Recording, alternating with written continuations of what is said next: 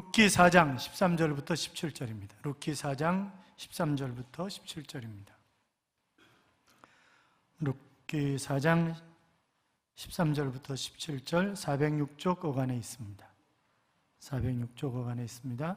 교독합니다. 제가 13절 있습니다.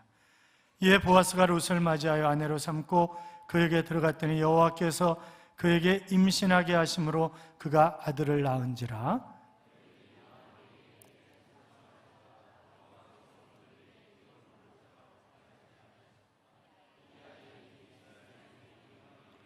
이는 내 생명의 회복자이며 내 노년의 봉양자라. 곧 너를 사랑하며 일곱 아들보다 귀한 내 며느리가 낳은 자로다 하니라. 같이요. 그의 이웃 여인들이 그에게 이름을 지어주되 나오미에게 아들이 태어났다 하여 그의 이름을 오벳이라 했는데 그는 다윗의 아버지인 이새의 아버지였더라. 아멘. 같이 인사하겠습니다. 주의 이름으로 잘 될 것입니다. 더 잘 될 것입니다.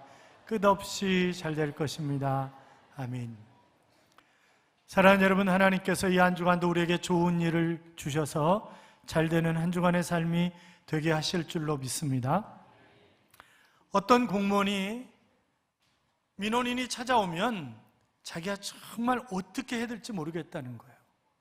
와가지고 안녕하세요 이렇게 생생을 웃으면서 서류를 낸다든지, 아니면 끝나고 가면서 고맙습니다, 감사합니다 이러면서 간다든지, 뭐 아니면 참 친절하시네요 이렇게 얘기를 하면 자기 미치겠다는 거예요. 그래서 아니 그게 얼마나 좋은 일이냐고, 감사하다고 수고가 많다고 이러는데, 제가 맡고 있는데 이게 합의 이혼 접수 창구거든요. 그렇게 이혼 서류 내려와가지고 뭐 수고가 많으시네요, 반갑습니다, 안녕하세요 이러는데 자기 미치겠다는 거예요. 여러분, 우리 사회의 위기 중에 최대 위기가 바로 가정의 붕괴라고 생각이 됩니다. OECD 국가 중에서 이혼율 당당 제1위잖아요. 우리는 참 많이 이혼을 하고 가정이 파괴되고 있습니다만 유대인들은 이혼을 하지 않습니다. 거의 이혼이 없습니다. 왜냐하면 하나님이 짝지어주신 것을 사람이 나눌 수 없다고 생각하고 있고, 아내가 없이 행복이라고 하는 것은 없고 아내가 없는 하나님의 복이라고 하는 것은 없다고 생각하기 때문에 그들은 이혼을 하지 않습니다. 또 결혼할 때 케투바라고 하는 결혼 서약서를 읽습니다. 그런데 서약서 내용은 법적인 효력을 가지고 있는데 그 내용은 주로 뭐냐? 모든 재산은 거의 아내 것이다 라고 하는 것입니다. 그러니까 이혼할 때는 다 주고 나가야 되는 거예요. 여자분들 그랬으면 좋겠죠? 다 주고 나가야 되는 거예요. 그리고 절대 아내가 동의하지 않는 한 이혼을 할 수가 없습니다. 그래서 그들은 신앙을 버리지 않는 한 이혼하지 않는다 라고 하는 것입니다. 우리는 가정의 붕괴가 심각한 문제인데 정작 당사자들은 아무렇지도 않게 생각하는 거죠. 오히려 날개를 달았다고 생각하는 그런 이상한 사람들도 우리 주변에서 얼마든지 볼 수 있습니다. 아니 심지어는 뭐 아내가 남편이 죽으면 화장실에서 웃는다 그런 얘기도 우리가 하는 것을 쉽게 들을 수가 있습니다. 사랑하는 여러분, 그러나 지금 우리가 힘들고 어렵지만 우리의 가정을 하나님이 더 잘되게 하실 것이고, 하나님 바라보고 달려가면 우리의 생각하는 것에 더 넘치도록 허락하시는 하나님이 우리 가정을 틀림없이 잘되게 하실 줄로 믿습니다. 오래전에 어느 TV 퀴즈 프로그램에서 시골에서 올라온 할아버지 할머니 이야기가 여러분 아마 텔레비전에서 보신 것이 생각이 나실 거예요. 부부 중에 한 사람이 단어 설명을 하면 한 사람은 그것을 맞추는 것인데 그 단어는 천생연분이라고 하는 그런 단어였습니다. 할아버지가 열심히 설명을 합니다. 할멈하고 나하고 사이 좋은 거 있잖아, 그걸 뭐라고 그래? 그랬더니 이 할머니가 아주 얼굴을 싹 찡그리더니 왼수? 그렇게 얘기를 하는 겁니다. 그거 말고 네 글자 있잖아, 네 글자. 그랬더니 평생 왼수! 이렇게 얘기를 하는 거예요. 사랑하는 여러분, 부부가 천생연분일 수도 있지만 그러나 평생 왼수가 될 수도 있다고요. 내가 어떻게 하느냐에 따라서 정말 삶이 행복할 수도 있고, 아니 행복이 아니라 왼수처럼 마지못해서 살아갈 수도 있는 것이 바로 부부 사이라고 하는 것입니다. 우리가 지금까지 보아온 것처럼 룻기에 보면 지독하게 불행한 가정 이야기잖아요. 흉년이 들어서 그래서 좀 잘 살아보자고 모압이라고 하는 나라에 온 가족이 이주를 해서 갔습니다. 물론 거기 평생 눌러서 살겠다 하는 그런 생각은 아니었을 것입니다. 시간이 1년, 2년, 5년, 10년 지나가면서 결국 아이들이 장성을 했고 아이들이 이 두 아들을 결혼을 시켰습니다. 그런데 어느 날 갑자기 남편이 죽는 것입니다. 그러더니 두 아들도 죽는 거예요. 자, 그러니까 이제 시어머니와 두 며느리, 세 과부가 남은 것입니다. 그런데 어느 날 고향인 베들레헴에 풍년이 들어서 잘 살게 되었다고 하는 그런 이야기가 들려오는 것입니다. 그래서 나오미가 정말 창피하지만, 자존심 상하는 일이지만, 여러분, 망해서 돌아가는 게 무슨 자랑할 만한 일이겠어요? 그렇잖아요. 그럼에도 불구하고 돌아가기로 결정을 합니다. 그 이야기는 이제 다시 하나님 품으로 온전히 돌아가겠다고 하는 그런 의미가 담겨져 있는 그런 말입니다.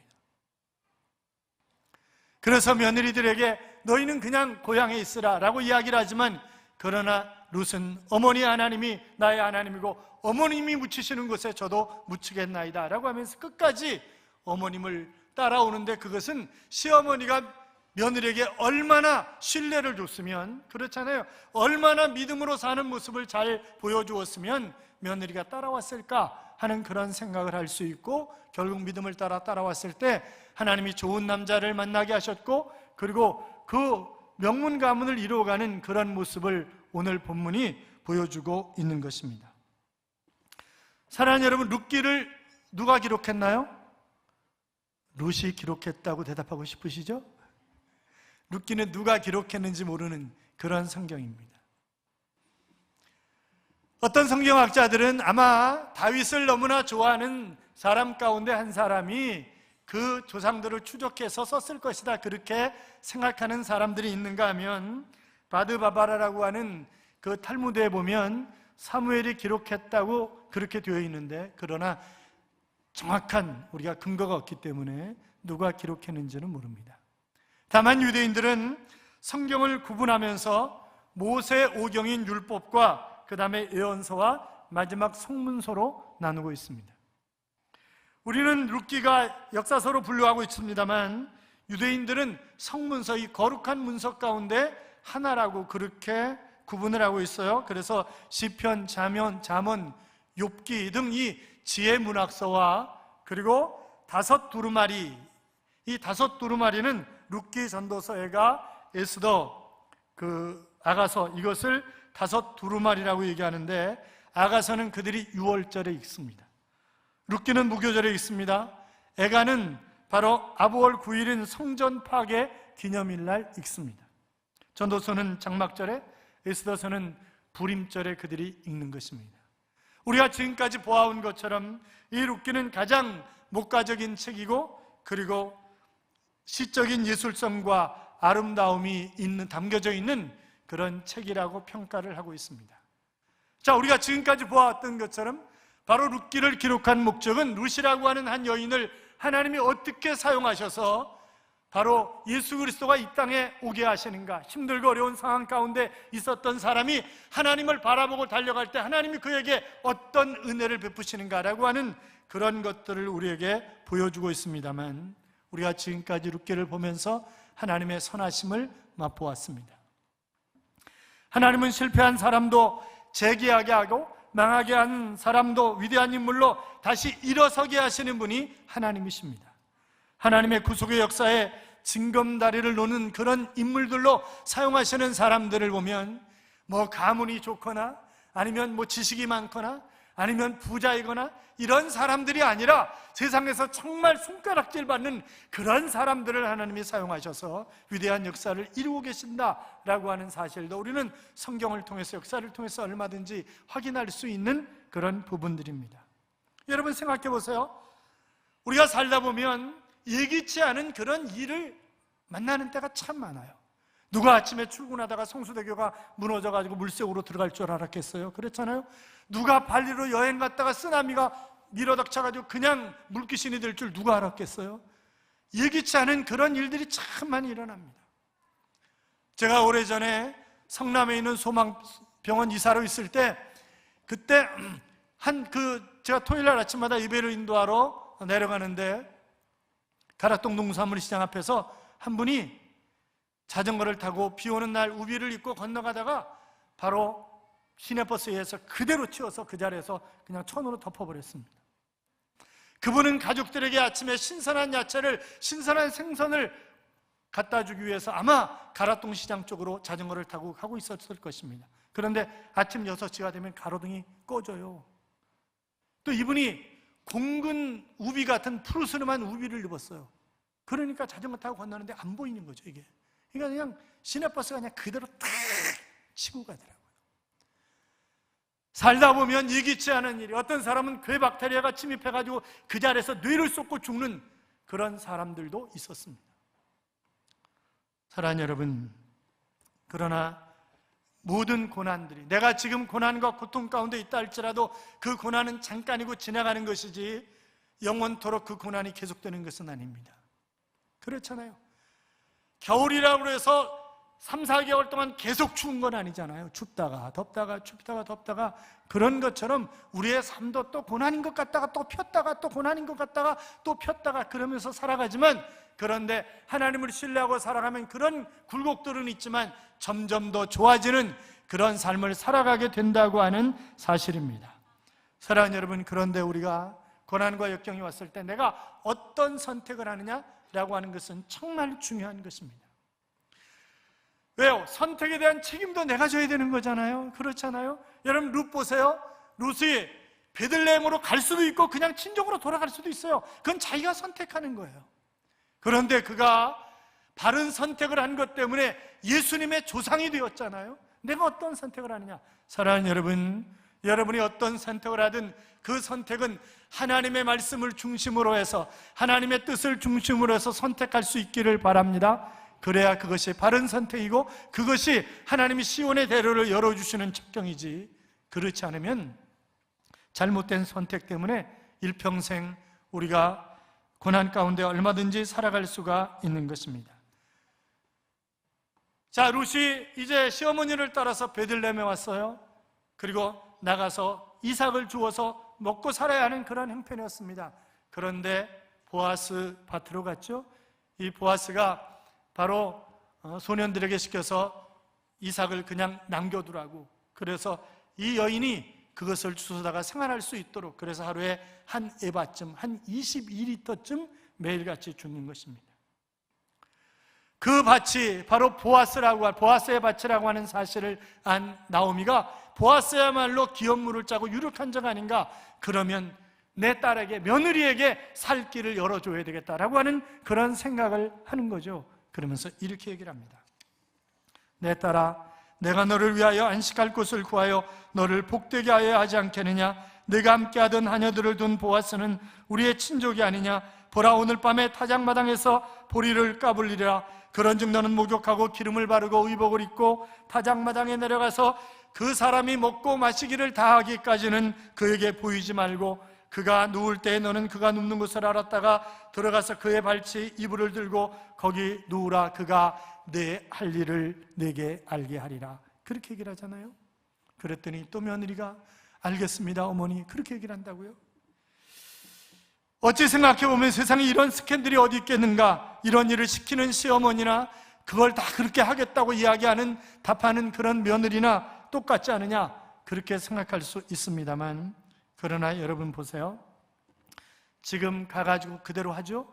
그래서 이불 끝에 가서 살짝 같이 눕습니다.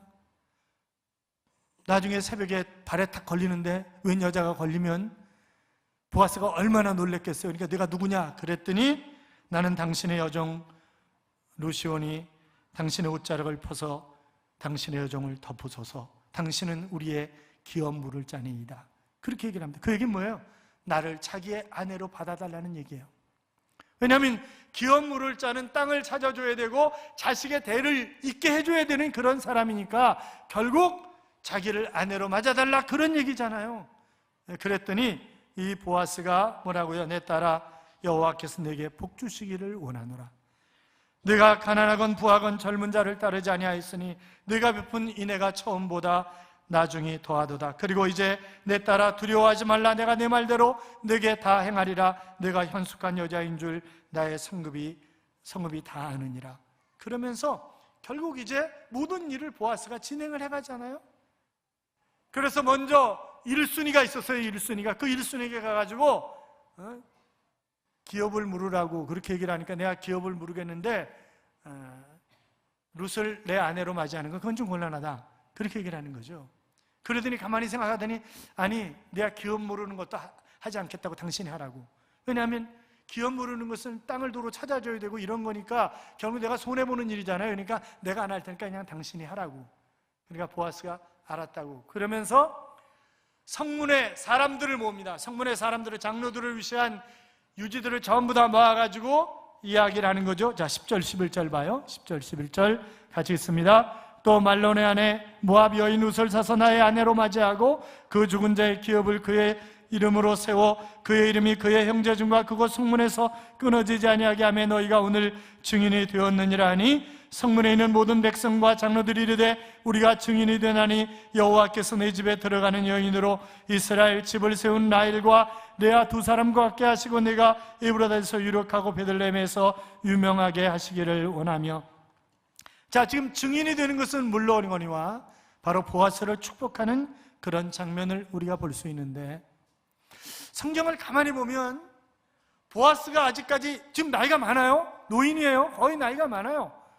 그런데 아직까지 장가가지 않은 것도 같고 아니면 장가를 갔다면 애를 낳지 않은 것 같은 그런 분위기를 느끼게 하는 그런 부분이란 말이죠. 자, 그러면서 상속자를 낳게 해달라, 이제 그런 얘기를 합니다. 그래서 보아스는 룻을 맞아 결혼을 했고, 그리고 이 룻은 임신을 하게 되었습니다. 그러니까 아들을 낳으니까 동네 사람들이 더 이 시어머니인 나오미를 축복하는 거예요. 그것이 오늘 본문의 이야기인데, 자, 14절 15절 봐요. 14절 15절 같이 읽습니다. 여인들이 나오미에게 이르되 찬송할지로다 여호와께서 오늘 내게 기업 물을 자가 없게 하지 아니하셨도다. 이 아이의 이름이 이스라엘 중에 유명하게 되기를 원하노라. 이는 내 생명의 회복자며 내 노년의 봉양자라. 곧 너를 사랑하며 일곱 아들보다 귀한 내 며느리가 낳은 자로다 하니라. 아멘. 사랑하는 며느리 되신 여러분, 일곱 아들보다 귀한 며느리가 되시기를 주님의 이름으로 축복합니다. 별로 아멘을 안 하시는군요. 그런 며느리가 되고 싶은 마음이 없으신가 봐요.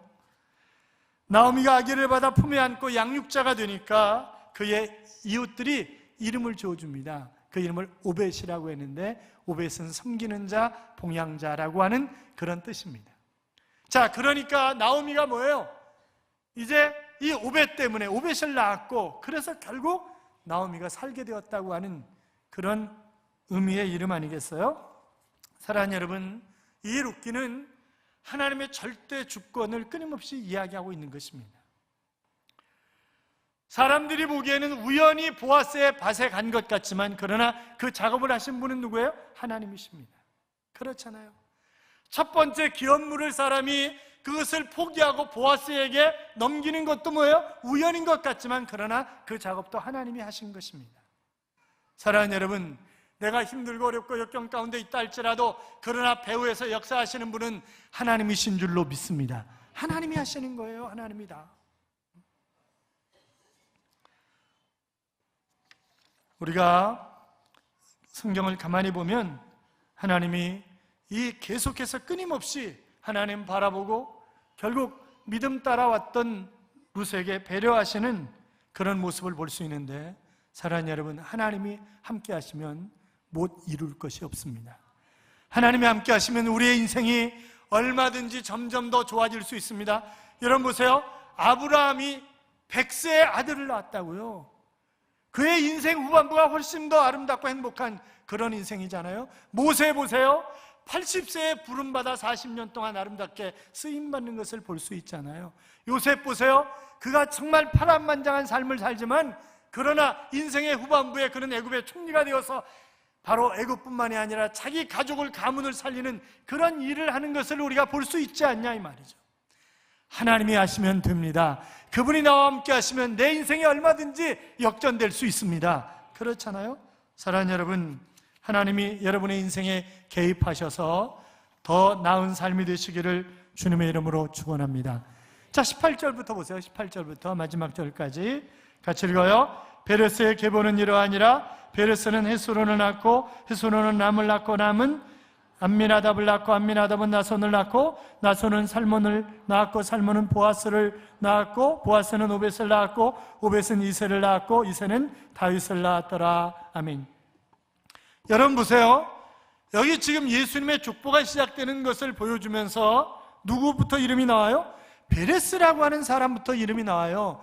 이 베레스는요, 유다가 자신의 며느리인 다말과 관계를 가지고 낳은 자식이에요. 자, 그러니까 예수님의 족보에 든 사람들의 이름이 다 뭐예요? 별 볼 일 없는 사람들이에요.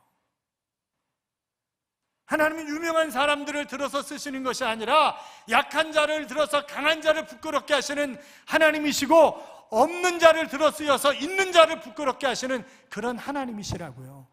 여러분, 마태복음 1장에 여자 5명이 나와요. 예수님 족보에. 그 여자들이 정상적인 여자들이 아니에요. 그러면 하나님은 비정상적인 사람들, 죄인들만 들어 쓰시느냐? 아니요, 죄인들을 들어 쓰시는데 죄 용서함을 받은 사람들을 들어 쓰시는 거예요. 그래서 시편 32편 1절에 보시면 허물의 사함을 받고 죄의 가리움을 받는 자가 복이 있도다, 그렇게 말씀하셨습니다. 사랑하는 여러분, 내가 세상적으로 부족하다고 가진 것이 없다고, 아는 것이 없다고 낙심할 것이 아니라, 내가 하나님 바라보면 이방 여인이었던, 유대인들이 짐승처럼 취급했던 이 이방 여인 룻을 통해서 다윗을 통해서 예수 그리스도가 이 땅에 오셨다고 하는 사실을 우리가 기억한다고 한다면 실망할 것이 아니라 하나님께 붙어 있으면 됩니다. 그렇잖아요? 사랑하는 여러분, 오늘의 삶 속에 고통이 있습니까? 인생에 어둠이 있습니까? 기억하십시오. 얼마든지 우리는 찬양을 부를 수가 있습니다. 하나님이 나와 함께 하시면 말입니다. 그분이 시온의 대로를 열어주실 것입니다. 하나님께 붙어 사는 삶이 되시기를 주님의 이름으로 축원합니다. 모든 것을 하나님의 말씀에 바탕에 두고 믿음의 선택을 하시기를 바랍니다. 그래서 여러분의 앞날이 점점 더 좋아지는 그런 앞날이 되시기를 주님의 이름으로 축복합니다. 이런 찬양이 있죠. 왜 나만 겪는 고난이냐고 불평하지 마세요. 고난의 뒤편에 있는 주님이 주실 축복 미리 보면서 감사하세요. 너무 견디기 힘든 지금 이 순간에도 주님이 일하고 계시잖아요. 남들은 지쳐 앉았을지라도 당신만은 일어서세요. 힘을 내세요. 힘을 내세요. 주께서 손잡고 계시잖아요. 주님이 나와 함께함을 믿는다면 어떤 역경도 이길 수 있잖아요 라고 하는 그런 찬양입니다. 사랑하는 여러분, 힘을 내십시오. 주님이 함께 하십니다. 여러분을 세워주실 것입니다. 여러분의 미래에 놀라운 그런 일들을 하나님이 허락하실 줄로 믿습니다. 우리가 주님께 붙어 있으면 말입니다. 그렇게 되시기를 축복합니다. 축복합니다.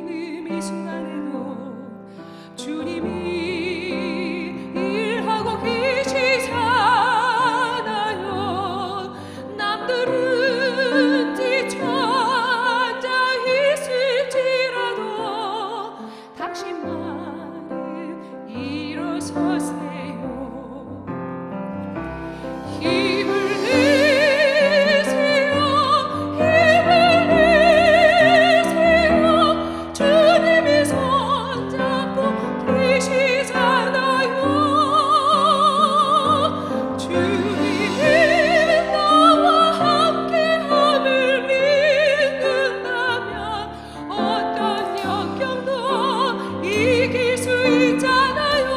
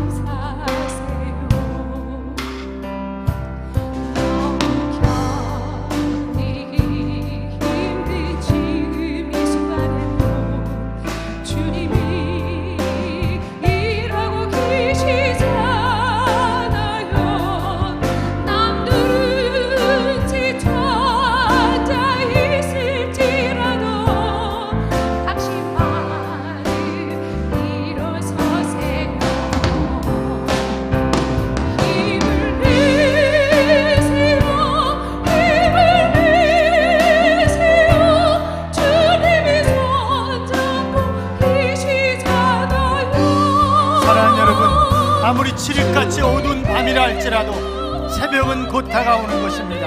주님이 일으켜 세워주실 것입니다. 주님을 바라보십시오. 주님을 붙잡고 달려가는 삶이 되시기를 축복합니다. 우리 함께 부릅니다. 나만 겪는 고난이라도 불평하지 마세요. 고난의 뒤편에 있는 주님이 주실 주고 미리 보면서 감사하세요.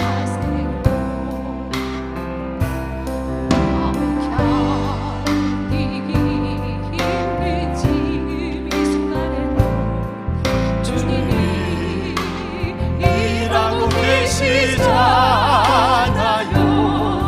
남들은 지쳐 앉아 있을지라도 당신만이 일어서세요.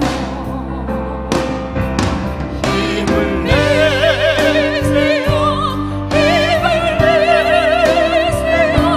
주님이 손잡고 계시잖아요. 주님이 나와 함께함을 믿는다면 어떤 역경도 이길 수 있잖아요. 왜 이런 슬픔 찾아왔는지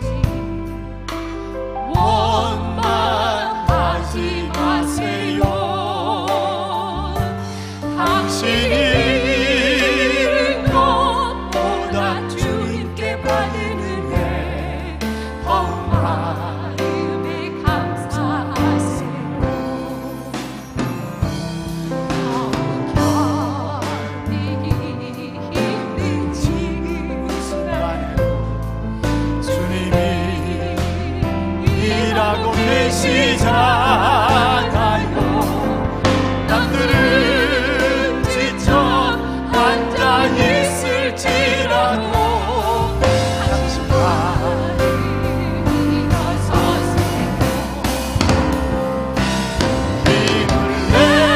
내세요. 힘을 내세요. 주님이 손잡고 계시잖아요.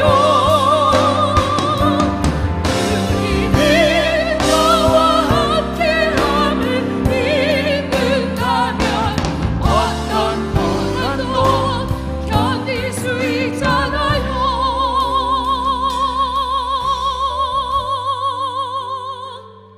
아멘. 사랑하는 여러분, 그렇습니다. 아무리 힘들고 어려운 고난과 역경이 있다 할지라도 주님이 나와 함께 하심을 믿는다면 우리가 얼마든지 일어설 수 있습니다.